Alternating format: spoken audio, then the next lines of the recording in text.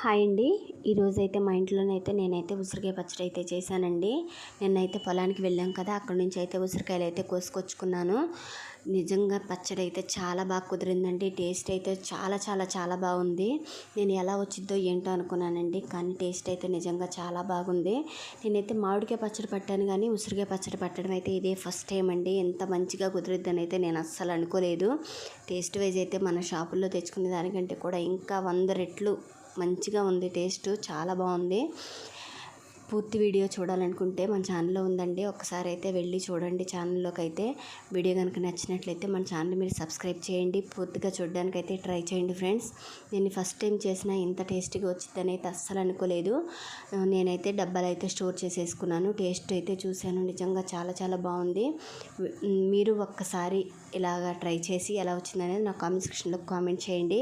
Video నచ్చినట్లయితే like చేయండి.